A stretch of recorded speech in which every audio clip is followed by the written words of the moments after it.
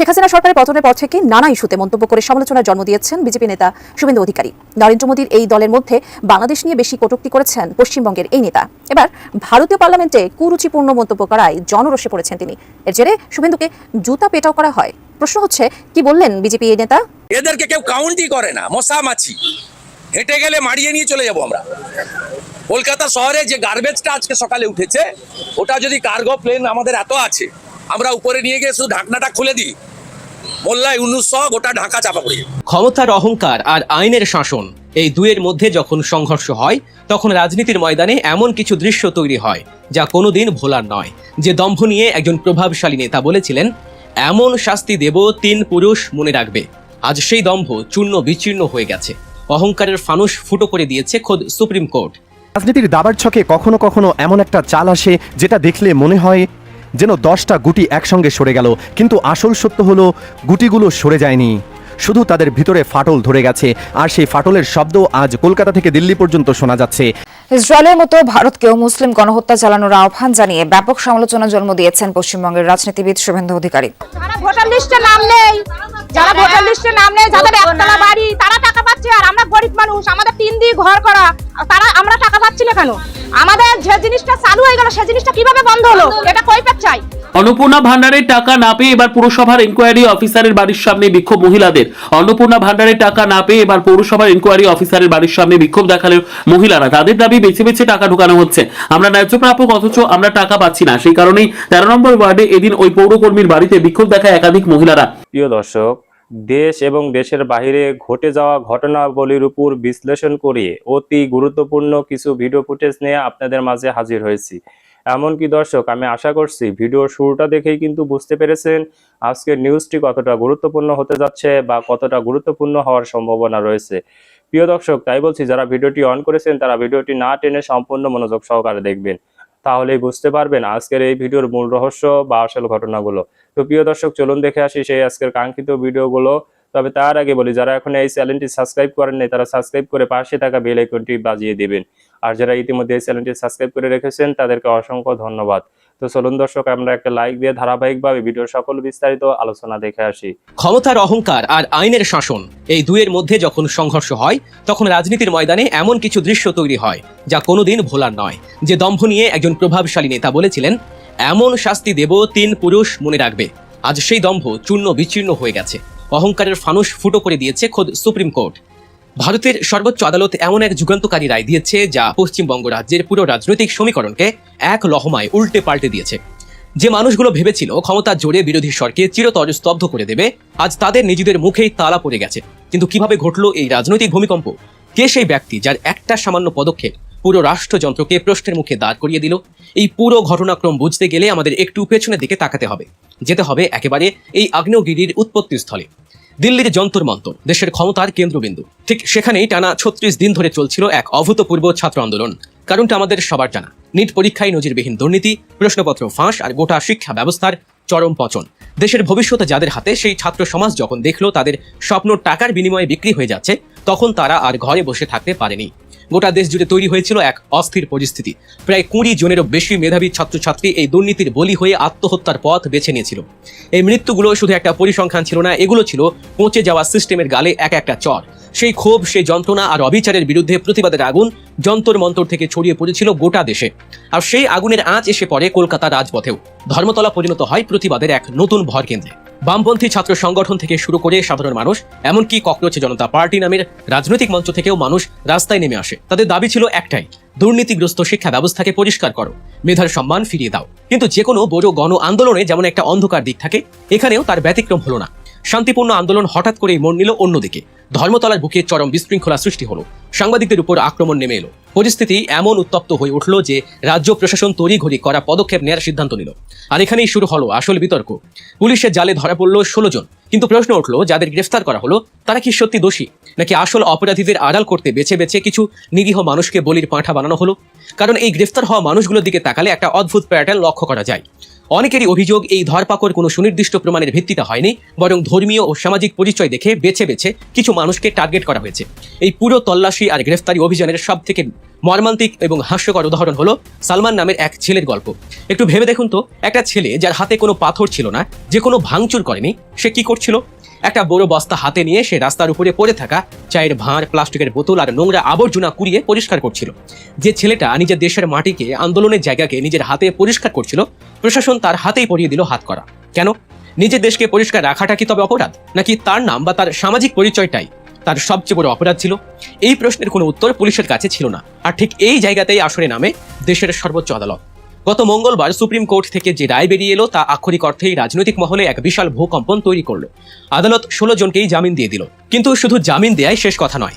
আইনজীবীরা যা জানালেন তা ক্ষমতার অলিন্দে বসে থাকা প্রভাবশালীদের জন্য এক চরম সতর্কবার্তা। সুপ্রিম কোর্ট স্পষ্ট ভাষায় বুঝিয়ে দিল যে সংবিধানের ঊর্ধ্বে কেউ নয়। কারো মুখের দিকে তাকিয়ে, কারো ধর্মীয় বা সামাজিক পরিচয় দেখে যদি বেআইনিভাবে গ্রেফতারের খেলা চলে, তবে দেশের আদালত চোখ বন্ধ করে বসে থাকবে না। এই রায় প্রমাণ করে দিল যে প্রতিবাদ করার অধিকার একটি গণতান্ত্রিক অধিকার। তাকে গায়ের জোরে, পুলিশের ভয় দেখিয়ে বা মিথ্যা মামলায় ফাঁসিয়ে দমিয়ে রাখা যায় না। আইনজীবীরা তো এও হুঁশিয়ারি দিলেন যে বিনা কারণে এই হয়রানির জন্য এবার খোদ পুলিশ প্রশাসনের বিরুদ্ধেই পাল্টা মামলা করা হতে পারে। তবে এই গল্পের ক্লাইম্যাক্স এখানেই শেষ নয়। সুপ্রিম কোর্টের এই রায়ের পর রাজনীতির ময়দানে শুরু হয়েছে এক নতুন খেলা। ককরোচ জনতা পার্টি এবার সরাসরি আক্রমণ শানিয়েছে।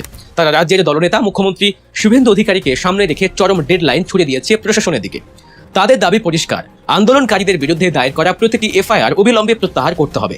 কেন এই দাবি? কারণ দিল্লিতে যখন আন্দোলন প্রত্যাহার করা হয়েছিল, তখন কেন্দ্রীয় সরকারের তরফ থেকে লিখিত প্রতিশ্রুতি দেওয়া হয়েছিল যে কোনো শান্তিপূর্ণ আন্দোলনকারীর বিরুদ্ধে আইনি পদক্ষেপ নেওয়া হবে না। জেপি নাড্ডা এবং জিতেন্দ্র সিং এর মতো নেতারা সেই আশ্বাস দিয়েছিলেন। কিন্তু বাস্তবে কি দেখা গেল? পশ্চিমবঙ্গের হেয়ার স্ট্রিট থানায় 6টিরও বেশি আলাদা আলাদা এফআইআর দায়ের করা হয়েছে। ভারতীয় ন্যায় সংহিতার 109 নম্বর ধারার মতো কড়া আইনে মামলা সাজিয়ে ছাত্রদের 14 দিনের জেল হেফাজতে পাঠানো হয়েছে। শুধু বাংলা নয়, বিহারেও প্রথমে একই চিত্র দেখা গিয়েছিল। কিন্তু রাজনৈতিক চাপের মুখে আসাম এবং বিহার সরকার ইতিমধ্যেই এফআইআর প্রত্যাহার করার প্রক্রিয়া শুরু করেছে। তাহলে পশ্চিমবঙ্গে কেন এই উলটপুরাণ? কেন এখানে প্রশাসন এতটা কঠিন? কেন্দ্রীয় স্তরের নেতারা সোশ্যাল মিডিয়ায় সরাসরি পশ্চিমবঙ্গের মুখ্যমন্ত্রী এবং বিহারের সম্রাট চৌধুরীকে ট্যাগ করে সেই পুরনো প্রতিশ্রুতির কথা মনে করিয়ে দিচ্ছেন। তারা খোলাখুলি চ্যালেঞ্জ ছুড়ে দিয়েছেন যে দেশের প্রতিটি রাজ্যে তাদের লিগ্যাল সেল প্রস্তুত আছে। কোনো ছাত্রকে আইনি হয়রানি করা হলে তারা চুপ করে বসে থাকবে না। কিন্তু সবচেয়ে চমকপ্রদ ঘটনা ঘটলো ঠিক এরপরেই। যে নেতা হুমকি দিয়েছিলেন ফাইল খুলবো, সেই নেতার দিকেই বুমেরাং হয়ে ফিরে এলো তার নিজস্ব অতীত। আন্দোলনকারী ছাত্ররা সরাসরি চ্যালেঞ্জ ছুড়ে দিল, আগে নিজের ফাইলটা খুলুন। কোন ফাইলের কথা বলা হচ্ছে? সেই বিখ্যাত স্ট্রিং অপারেশনের ফুটেজ, যেখানে আর্থিক লেনদেনের কলঙ্কিত ছবি গোটা দেশ দেখেছিল। রাজনীতিতে যখন কেউ অন্যের দিকে কাদা ছোড়ে, তখন তার নিজের গায়েও যে কাদা লাগে, এটা তার এক মোক্ষম উদাহরণ। ছাত্রদের এই পাল্টা আক্রমণে কার্যত কোণঠাসা হয়ে পড়েছেন সেই প্রভাবশালী নেতারা। এই পুরো ঘটনা প্রবাহ আমাদের কয়েকটা রূঢ় বাস্তবের মুখোমুখি দাঁড় করিয়ে দেয়। প্রথমত, সংবাদ মাধ্যমের উপর হামলা কোনোভাবেই সমর্থনযোগ্য নয়।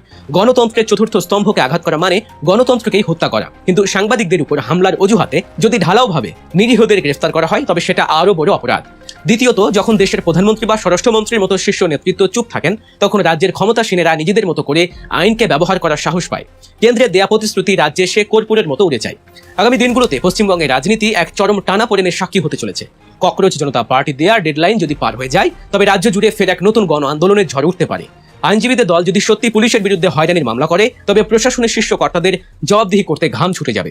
সুপ্রিম কোর্টের এই রায় চোখে আঙুল দিয়ে দেখিয়ে দিল, ক্ষমতা যত বড়ই হোক না কেন, সংবিধান এখনো বেঁচে আছে। কিন্তু একটা ভয়ের জায়গা থেকেই যায়। একটি গণতান্ত্রিক দেশে নিজেদের অধিকারের জন্য মেধার অপমানের বিরুদ্ধে শান্তিপূর্ণ প্রতিবাদ করলেও যদি আজ জেলে যেতে হয়, যদি মিথ্যা মামলার খাড়া ঝুলিয়ে দেওয়া হয়, তবে আগামী দিনে অন্যায় দেখলে কেউ কি আর রাস্তায় নামার সাহস পাবে?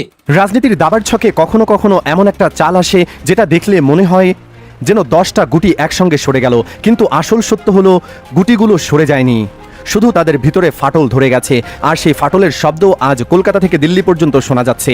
কারণ যে 20 জন সাংসদ একসাথে তৃণমূল ছেড়ে বেরিয়েছিলেন, যাদের দেখে সবাই ভেবেছিল মমতা ব্যানার্জির দুর্গ এবার সত্যি ভেঙে পড়ল, সেই 20 জনের ভিতরেই এখন 3 জন ফিরে আসার জন্য মরিয়া। কিন্তু এখানেই গল্প শেষ নয়, আসল গল্প শুরু হয় বাকি 17 জনকে নিয়ে। কারণ এই 3 জনের ফিরে আসার পথ খুলে গেলে বাকি 17 জনের মাথার উপর ঝুলে থাকা খাড়াটা আরো ধারালো হয়ে নামবে। কিন্তু এই পুরো খেলাটার নেপথ্যের কারিগরকে, তিনি এই মুহূর্তে কেন নীরব থেকে কথা বলছেন না? আর সবচেয়ে বড় প্রশ্ন, যে বিদ্রোহ মমতাকে শেষ করতে এসেছিল, সেই বিদ্রোহী কি শেষ পর্যন্ত তার সবচেয়ে বড় অস্ত্র হয়ে উঠেছে? গল্পটা একটু পিছিয়ে দেখি। কিছু মাস আগে একটা ভূমিকম্প হয়েছিল বাংলার রাজনীতিতে। তৃণমূল কংগ্রেস থেকে একসঙ্গে 20 জন সাংসদ ছেড়ে বেরিয়ে গিয়েছিলেন। শুধু বেরিয়ে যাওয়া নয়, তারা সরাসরি এনসিপিতেই যোগদান করেন। আর সেখান থেকে পৌঁছে যায় এনডিএ জোটে, অর্থাৎ মমতার ঘর থেকে সরাসরি বিজেপির ছায়ার তলে। সেদিন অনেক বিশ্লেষক বলেছিলেন এটা মমতা ব্যানার্জির রাজনৈতিক জীবনের সবচেয়ে বড় ধাক্কা। এটা শুধু সংখ্যার কথা নয়, এটা মনোবলের কথা। যখন আপনার নিজের ঘরের মানুষই আপনার বিপক্ষে দাঁড়ায়, তখন বাইরের প্রতিপক্ষের জন্য সেটা একটা বড় সুযোগ। কিন্তু রাজনীতিতে একটা নিয়ম আছে, যিনি দ্রুত হারে তিনি দ্রুত জেতেও না। মমতা ব্যানার্জি শুধু দ্রুত হাসেননি, তিনি অপেক্ষা করছেন, আর অপেক্ষার ফল এখন দেখা যাচ্ছে। এই 20 জনের মধ্যে প্রথম একটা বিভাজন ছিল, যদিও বাইরে থেকে সেটা দেখা যেত না। কেউ গিয়েছিলেন রাগের মাথায়, কেউ গিয়েছিলেন চাপে, কেউ গিয়েছিলেন হিসাব কষে। বিশেষ করে মুসলিম সম্প্রদায় থেকে আসা সাংসদদের জন্য এই সিদ্ধান্তটা কখনোই সহজ ছিল না, কারণ বাংলার মাটিতে মুসলিম ভোটারের বড় একটা অংশ এখনো মমতা ব্যানার্জির সঙ্গে আছে। বিজেপির সঙ্গে একই জোটে দাঁড়িয়ে পরবর্তী নির্বাচনে টিকিট পাওয়া এক কথা, কিন্তু ভোট পাওয়া সম্পূর্ণ অন্য কথা। এই বাস্তবতা ধীরে ধীরে তাদের স্পষ্ট হতে শুরু করে। আর ঠিক এই মুহূর্তে মঞ্চে প্রবেশ করেন সৌগত রায়, তৃণমূল কংগ্রেসের সেই বলিষ্ঠ নেতা যাকে সবাই চিনে পুরনো শিয়ালের বুদ্ধি বলে। তিনি কোনো তাড়াহুড়ো করেননি, নীরবে যোগাযোগ রেখেছিলেন, আর এখনই সেই যোগাযোগের ফল বেরিয়ে আসছে একে একে। যে 3 জন সংসদের নাম এখন সবচেয়ে বেশি আলোচিত তারা হলেন ইউসুফ পাঠান, খলিলুর রহমান এবং আবু তাহের খান। 3 জনই মুসলিম সাংসদ, আর তাদের ফিরে আসায় ইচ্ছার পেছনে একটা অত্যন্ত ব্যক্তিগত কারণ আছে।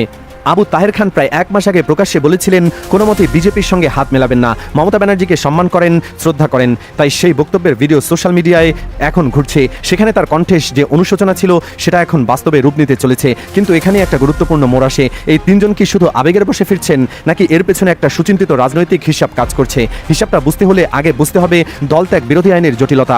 সংবিধানের 10ম তফসিলে বলা আছে, যদি কোনো দলের 2/3 সদস্য অন্য দলে মিশে যান তাহলে সেটা দলত্যাগ হিসাবে গণ্য হয় না, এটাকে বলে মার্জার।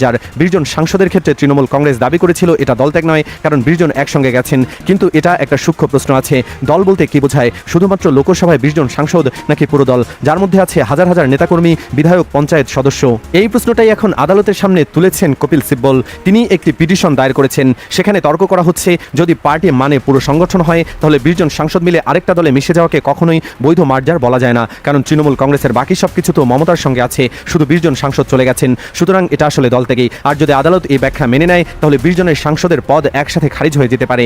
এখন ভেবে দেখুন, যদি এই 3 জন ফিরে আসেন তাহলে সংখ্যাটা 20 থেকে কমে 17তে দাঁড়াবে। কিন্তু শুধু সংখ্যাই সমস্যা নয়, সমস্যা হলো এই 3 জন যদি ফিরে এসে বলেন যে আমরা চাপে গিয়েছিলাম, স্বেচ্ছায় যায়নি, তাহলে বাকি 17 জনের জন্য আদালতে নিজেদের অবস্থান রক্ষা করা প্রায় অসম্ভব হয়ে পড়বে। কারণ তখন প্রমাণ হবে যে এই পুরো প্রক্রিয়াটাই ছিল জোর জবরদস্তির ফল, কোনো স্বাভাবিক রাজনৈতিক মার্জার নয়। আর এখানে কৌশলগত রায়ের মাস্টার স্ট্রোক। তিনি বলেছেন যদি এই 3 জন সত্যি ফিরে আসেন তাহলে তাদের বিরুদ্ধে দায়ের করা মামলা প্রত্যাহার করে নেওয়া হবে, কিন্তু দল থেকে তাদের বহিষ্কার করা হবে। অর্থাৎ তারা সাংসদ পদে থাকবেন, কিন্তু কোনো দলের ছত্রছায়ায় থাকবেন না, নির্দলীয় সাংসদ হিসাবে লোকসভায় বসবেন। এটা একটা অদ্ভুত সমঝোতা। মমতা তাদের ক্ষমা করছেন না, কিন্তু ডুবতেও দিচ্ছেন না। তাদের একটা রাজনৈতিক জীবন দিচ্ছেন, কিন্তু দলের ছায়া দিচ্ছেন না। কিন্তু আসল লাভটা এখানে নয়, আসল লাভ হলো বাকি 17 জনের জন্য। কারণ এই 3 জন যখন বেরিয়ে আসবেন তখন এনসিপির সেই একক গোষ্ঠীর আরও দুর্বল হয়ে পড়বে। আদালতে তাদের পক্ষে যুক্তি দেখানো আরও কঠিন হয়ে পড়বে। এবং সবচেয়ে গুরুত্বপূর্ণ, যদি আদালত শেষ পর্যন্ত রায় দেয় যে এই মার্জার বৈধ নয়, তাহলে শুধু 17 নয় 20 জনেরই এই সাংসদ পদ চলে যেতে পারে। কিন্তু এই 3 জন তারা তো ইতিমধ্যে ফিরে এসেছেন, তাদের মামলা তুলে নেওয়া হয়েছে, তারা নির্দলীয় হিসেবে টিকে আছেন, মানে তারা বাঁচলেন, বাকিরা ডুবলেন।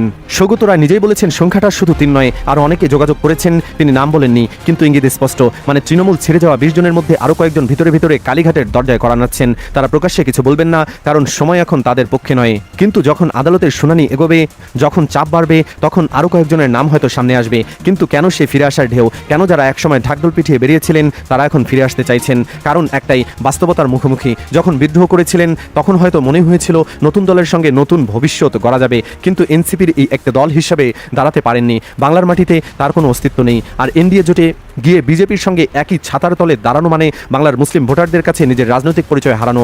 এটা কোনো ছোট বিষয় নয়, এটা একটা সাংসদের রাজনৈতিক জীবনের প্রশ্ন। আরও একটা কারণ আছে যা সৌগতরা নিজেই স্বীকার করেছেন। তিনি বলেছেন যারা দল ছেড়েছিলেন তাদের অনেকের ওপর পুলিশ থেকে, প্রশাসন থেকে চাপ সৃষ্টি করা হয়েছিল। এখন যখন সেই চাপ কিছুটা কমেছে, এখন তারা আবার নিজের আসল অবস্থানে ফিরতে চাইছেন। এই কথাটা যদি সত্যি হয় তাহলে একটা বড় প্রশ্ন ওঠে, এই 20 জন কি আদৌ স্বেচ্ছায় গিয়েছিলেন, নাকি একটা পরিকল্পিত অপারেশনের শিকার হয়েছিলেন? এবং এখন যখন সেই অপারেশনের প্রভাব কমছে তখন তারা আবার নিজের ঘরে ফিরছেন। অন্যদিকে যারা এখনো ওপারে আছেন তারা কি করছেন? শতাব্দীর রায়ের পোস্ট দিচ্ছেন, চিন্তার কোনো কারণ নেই, 20 জন একসঙ্গে আছি। আরও কয়েকজন প্রকাশ্যে বলছেন সব ঠিক আছে, কিন্তু সৌগত রায় যখন বলছেন সংখ্যাটা সাবস্টেন্সিয়াল, তখন বোঝা যাচ্ছে ভিতরে ভিতরে চিত্রটা সম্পূর্ণ আলাদা। বাইরে সাহসের মুখোশ, ভিতরে ভয়ের ঘাম। কারণ সবাই জানে আদালতের রায় যদি বিপক্ষে যায় তাহলে সাংসদপদ তো যাবেই, সঙ্গে রাজনৈতিক কেরিয়ারও শেষ। প্রিয় দর্শক, আমি আশা করছি ভিডিওটি সম্পূর্ণ মনোযোগ সহকারে দেখেছেন। সেই সাথে ভিডিও সম্পর্কিত কোনো তথ্য বা মতামত থাকলে কমেন্ট বক্সে জানিয়ে যাবেন। আজকের মতন এখানে শেষ করছি। ফিরে আসছি আগামী দিনে নতুন একটি টপিক নিয়ে। সে পর্যন্ত সবাই ভালো থাকবেন। আল্লাহ হাফেজ।